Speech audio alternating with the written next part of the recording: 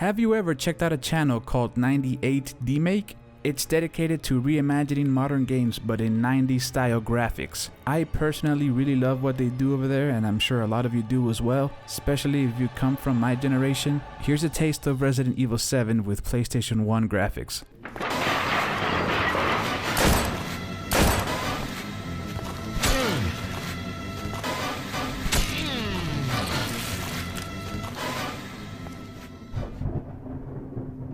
But these aren't real games, they're just very well made videos. Sometimes you can find playable fan-made demakes, such as the case with this little gem that you might find familiar.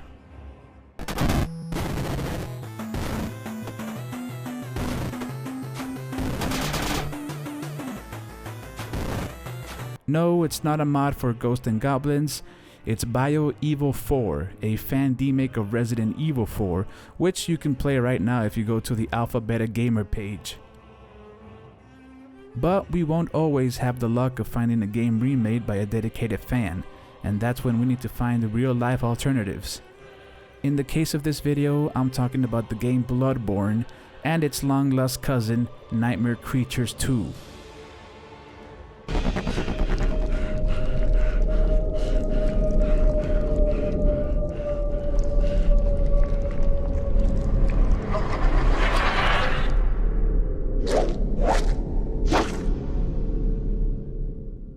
I think there are enough similarities between these two games that if you would like to see what a Bloodborne demake would look like in the year 1998, then Nightmare Creatures 2 is the game for you. I streamed Nightmare Creatures 2 not too long ago, and I, as well as other viewers, noticed that in the very first minutes of the game that it felt like some sort of inspiration for Bloodborne, and that the protagonists look a little bit like Marilyn Manson. At first we thought it was a pretty funny anecdotal observation, given that both games happen to have horror elements, but after playing the game for a few hours, this turned out truer than I thought. I wanted to see if people made the connection between these two IPs, so after I beat the game, I went online to see if there were other people who had similar conclusions as mine, and well, they sure did. I even came across an article that touched on this same subject. I will link these below in the description. Someone even uploaded a fan-made crossover. His name is Adam Crowley, a man who was once respected in the field of science until fate led him along another path towards black magic.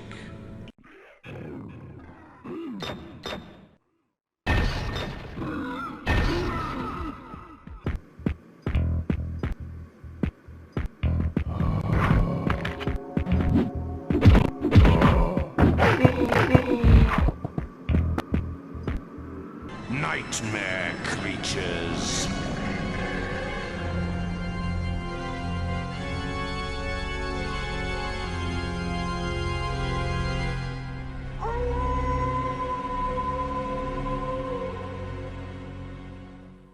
Other people go even further than I do. They compare both Nightmare Creature games to Bloodborne. I'll leave this gameplay on screen for you to decide on your own, but personally I don't see it. Nightmare Creatures 2, in my opinion, is closest to From Software's RPG action game.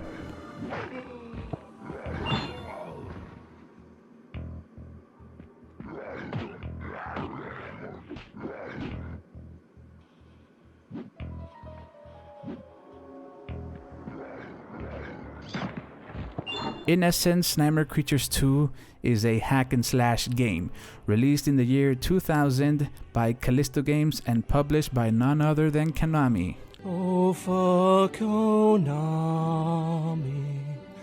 Fuck Konami. It's ultra-violent and features some tracks from Rob Zombie. The story is simplistic and you don't need to play the previous game to catch on. The main villain is Crowley and naturally you're on a mission to kill him. There is a decent amount of enemy variations. After you've lowered their health to a degree, you can execute Mortal Kombat style fatalities for the final blow.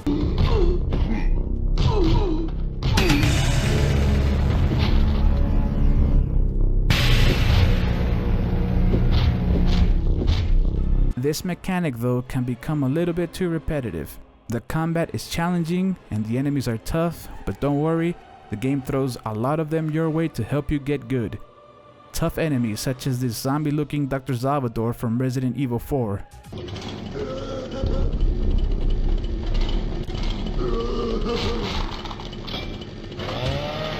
You only have your main weapon for the entire game, which is an axe. You can, however, use other objects such as guns and explosives. For me, the worst parts of the game are the underwater levels. Will developers ever realize underwater missions are almost never fun? I'm also not particularly fond of the Rob Zombie soundtrack. Luckily, it only plays during the cutscenes. For gameplay music, you get a more adequate ambient sound design and score. Obviously, the game hasn't aged well. The textures are as basic as they come, littered with things like popping, clipping, and some annoying invisible walls. However, despite its flaws, I highly enjoyed it and would recommend it to anyone who hasn't played it yet. I grew up with the original Nightmare Creatures on Nintendo 64, and I still think it's a better game in general. Nevertheless, the sequel still keeps the charm of looking like an old school Bloodborne in retrospect, which is an aesthetic that I love. On the subject of Bloodborne, there's nothing I can't tell you that you don't already know if you're a fan. If Nightmare Creatures 2 has a simple story, then Bloodborne's is complex and profound. Bloodborne is challenging, but its modern controls will allow you to adapt to the combat the more you play it. There are 0 underwater levels, but most importantly, there is no trace of Rob Zombie music anywhere. Now, let's talk about all the things that these games have in common. Both have gothic elements and dark atmospheres. In Nightmare Creatures 2, you have a set of combos, these being XX square and square XX, similar to those of Bloodborne, which are R1, R1, R1, and R1, L1, R1. In both games, you can equip objects that can be consumed at any moment from your inventory. You can wield an axe as your main weapon in both titles, and to my surprise, you can imbue yours with fire, just like in the Souls games and Bloodborne. Both games feature a target lock-on system for combat, Bloodborne obviously having the more sophisticated of the two, but the mechanic is the same. Both games require that you study enemy patterns. Both games feature weak and strong attacks, whether it be in the form of an execution or a visceral attack. Both these games have terrible jumping physics. Both games feature the use of a pistol as a sub-weapon.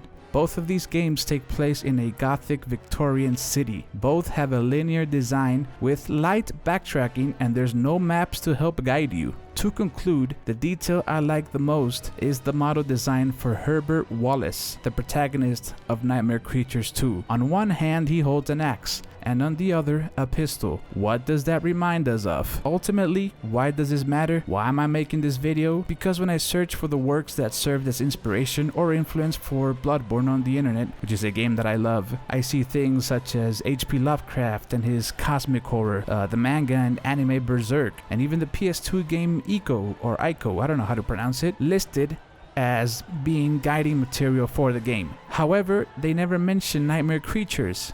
I don't know if From Software simply doesn't know about the existence of this franchise, or if the company or Miyazaki himself has never been asked about this directly. However, I think it's time to change this and give Nightmare Creatures the recognition it deserves. And hopefully, in the future, we can finally get the much-awaited Nightmare Creatures 3, or at least get a remake or remaster of the originals.